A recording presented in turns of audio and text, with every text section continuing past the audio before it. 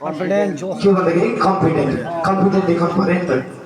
अनि प्रभुले त्यो हेर्छ, न त तपाईँको धन सम्पत्ति हेर्छ, न त तपाईँ बलियो हुनुहुन्छ कि हुनुहुन्न, त्यो केही हेर्दैन।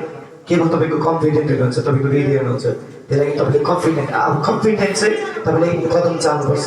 हामी धेरै यहाँ, चाहे हाम्रो यहाँ आमा पार्टी होस्, चाहे हाम्रो यहाँ दाजुभाइ, होइन, हामी यो सेवामा आएर परिवर्तन हुन्छ कि हाम्रो जीवनमा हामीले गर्दै गरेको कुरो हामी छोड्छौँ कि भनेर हामी आएको छौँ यहाँ।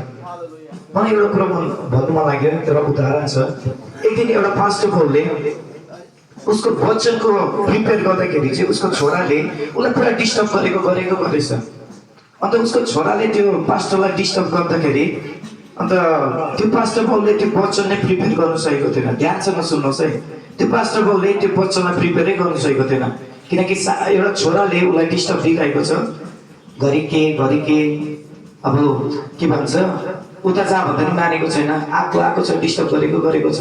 त्यहाँदेखि त्यो पास्टर बाउले एउटा कुरो सोध्छ, अब म यसलाई केही दिन्छु, यसलाई केही जिम्मा दिन्छु, यसले त्यो काम गर्दै गर्छ, त्यो भुलिँदै गर्छ, अन्त म प्रिपेयर गर्छु वचन भनेर उसले एउटा निर्णय लिन्छ। त्यतिखेर उसले एउटा कागज उठाउँछ, अन्त त्यो एउटा कागज उठाएर उसले त्यो टुक्रा पारेर भूमिमा छरिदिन्छ। अन्त त्यो छर्दाखेरि उसको छोरालाई बोलाउँछ, अन्त छोरालाई भन्छ, हेर भाइ, तैँले यो टुक्रा चाहिँ जोड, सबै यो जुन चाहिँ टुक्रा मैले गरेर फ्याँकेको छु यो सबै जोडेर देखा, म तँलाई 100 रुपियाँ दिन्छु भनेको छ। अनि त्यतिखेर त्यो छोराले 100 रुपियाँ पाउँदैछु भनेर, ल पापा म गर्छु भनेर ऊ त्यो कागज उयो गर्नु जान्छ, जोड्नु जान्छ। अन्त उसको बाबा, उसको जो पापा हुनुहुन्छ उहाँले बाइबल प्रिपेयर गर्नु पाउँछ त्यतिखेर। अन्त त्यतिखेर पनि त्यो छोराले त्यो पेपर चाहिँ एकैतालमा 10 मिनटमा उसले जोइन गरिदियो। टुक्रा गरेको पेपर जो चाहिँ 26टा गरेर भ्याइदियो, तर त्यो छोराले 10 मिनटमा प्रिपेयर गरिदियो। अनि त्यतिखेर बहुत छक्कै पर्छ, कसरी चाहिँ भयो, मैले सबै टुक्रा गरेर फ्याँकेको तराईले जोइन गरेँ भने। अनि त्यतिखेर त्यो जोइन गर्दाखेरि त्यो पछि हेर्दाखेरि म्याप रहेछ,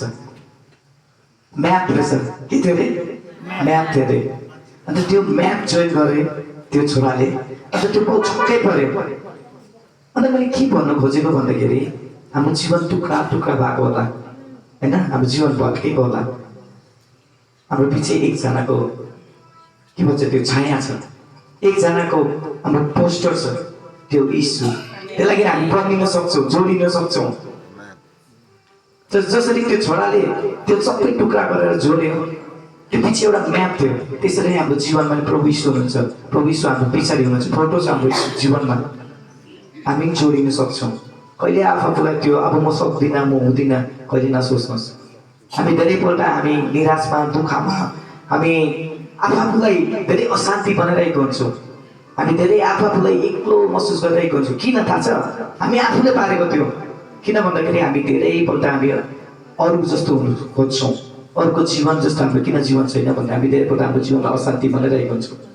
अन्त धेरैपल्ट हामीले हाम्रोमा कन्फिडेन्ट ल्याउनु पर्दछ, प्रभुले कन्फिडेन्ट हेर्नु हुँदैछ। अन्त मलाई लाग्छ आज यो 4 दिनको सेवाले तपाईँको जीवनमा बदलाउ ल्याएको छ भनेर, परिवर्तन ल्याएको छ। अन्त धेरैको जीवनमा अभिषेक, त्यो आगो आएको छ भन्ने मलाई विश्वास लाग्छ। ग्रहण गर्नुभयो आगो, अभिषेक महसुस गर्नुभयो नि यहाँ पवित्र आत्माको उपस्थितिहरू एकदमै शक्तिशाली।